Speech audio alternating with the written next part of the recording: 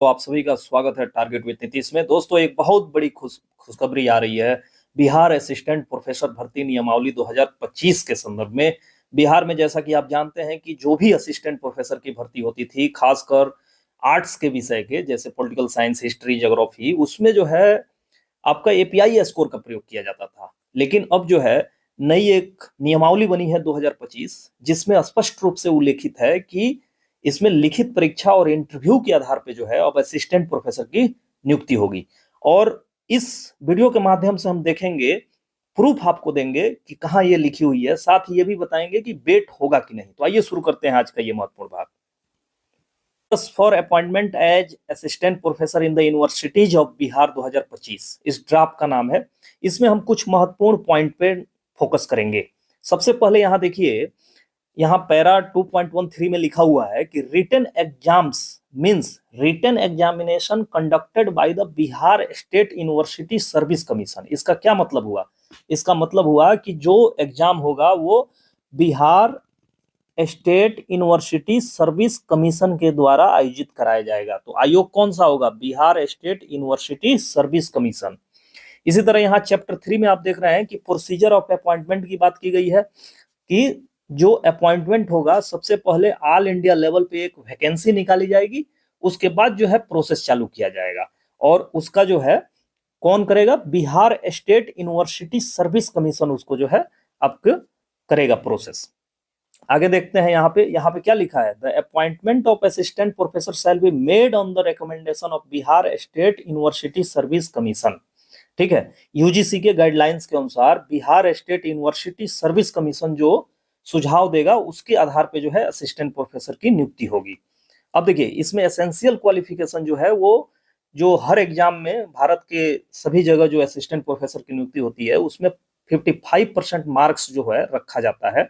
और SC ST EBC के लिए जो है और BC के लिए 5% छूट होता है, यानी कि MA में आपका 50% मार्क्स होना चाहिए और जनरल के लिए जो है 55% मार्क्स आना जरूरी है, तब आपका जो है आप उसके लिए एलिजिबल हैं। साथ ही साथ पहला जो क्वालिफिकेशन है वो पूर्ण करने के बाद जो है आप नेट पास होने चाहिए। ठीक है, अगर आप आर्ट्स विषय के हैं तो यूजीसी के द्वारा कंडक्टेड एग्जाम पास होना चाहिए। अगर आप साइंस विषय के हैं तो CSIR द्वारा जो नेट का एग्जाम होता है उसको आप पास किए होने चाहिए। अब इसमें हम देखते हैं, साथ ही साथ जो PhD कर चुके हैं 2009 और 2016 के रेगुलेशन के तहत आते हैं, वो भी जो है इसमें भाग ले सकते हैं। आप देख रहे हैं कि 25/2/2026 को ये साइन हुआ है। 25/2/2026 ये ड्राफ्ट अभी है, ये अभी पास किया जाएगा, उसके बाद जो है ये वैकेंसी आएगी।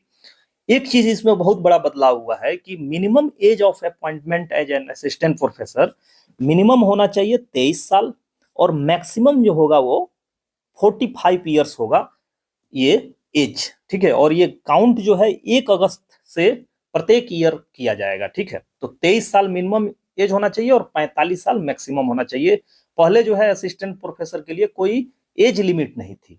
ठीक है, तो ये इसमें बहुत बड़ा बदलाव है। साथ ही पे स्केल की अगर बात करें तो पे स्केल तो ऐसा ही होगा जैसा लेवल 10 होता है, 57,700 बेसिक होती है, ग्रुप ए में आता है, ये तो हर जगह सर्वविदित है। ठीक है, अब देखिए यहाँ लिखा है scrutiny and shortlisting of candidates for interview किस आधार पे होगा? तो इसमें लिखा है कि the shortlisting of candidates for the interview shall be conducted based on their performance in written examination. इसमें जो सिलेक्शन होगा वो रिटन एग्जामिनेशन के आधार पे होगा among all eligible candidates to the respective subject discipline. ठीक है, इसमें जो है रिटन एग्जाम जो होगा, आप जिस विषय के होंगे उस विषय का रिटन एग्जाम होगा, उसके बाद जो है एक इंटरव्यू होगा जिसके आधार पे आपका सिलेक्शन होगा। ठीक है, अब आइए हम कुछ महत्वपूर्ण पॉइंट लिखे हुए हैं यहाँ पे देखिए। The written examination will be of descriptive type and the model of question paper be prepared by the commission describing the nature and number of question to be asked and notified before the advertisement। तो number of जो written examination होगा ये objective type paper नहीं होगा बल्कि written examination होगा, और ये डिस्क्रिप्टिव टाइप होगा, ये क्लियर होना चाहिए आपको। ठीक है, डिस्क्रिप्टिव जैसा कि हर राज्य में आप देखते हैं कि ऑब्जेक्टिव क्वेश्चन होते हैं, यूपी में अभी जो है डिस्क्रिप्टिव किया गया है, तो यहाँ पे भी डिस्क्रिप्टिव टाइप क्वेश्चन पेपर होगा। ठीक है, इसके अलावा अगर देखें तो यहाँ लिखा हुआ है सिलेक्शन प्रोसीजर कैसे होगा।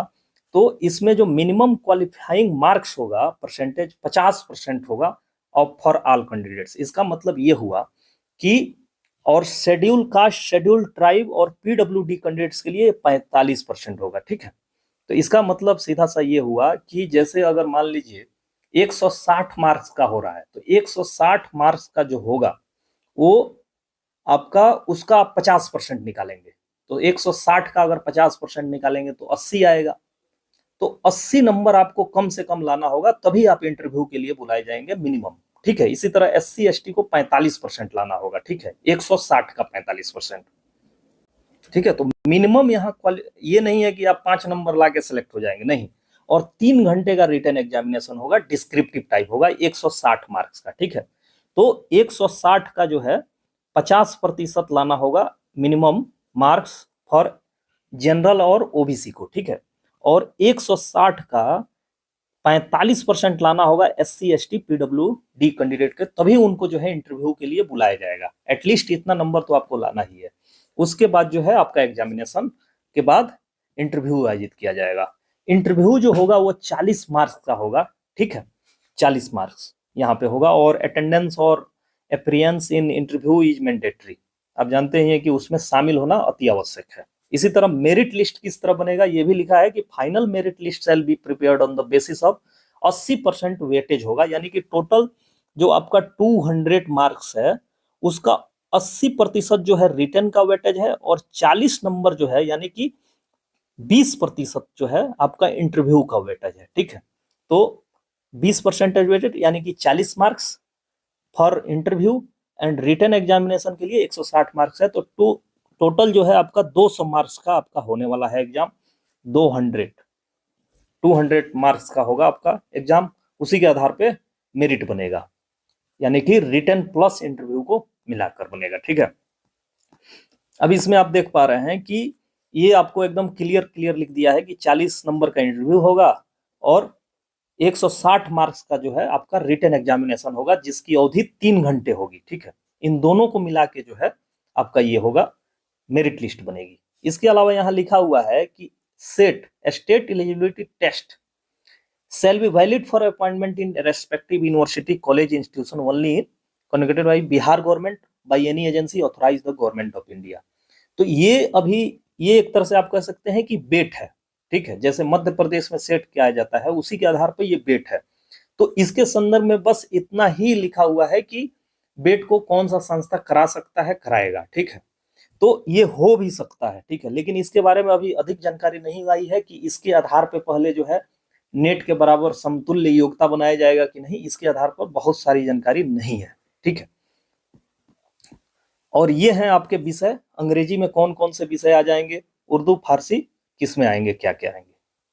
तो दोस्तों ये रहा जो अभी हाल ही में बिहार असिस्टेंट प्रोफेसर नियमावली बनी है 2025, उसके संदर्भ में विस्तृत जानकारी। आपको कैसा लगा आप जरूर बताइए कमेंट सेक्शन के माध्यम से। इस एपिसोड से दीजिए इजाजत, नमस्कार।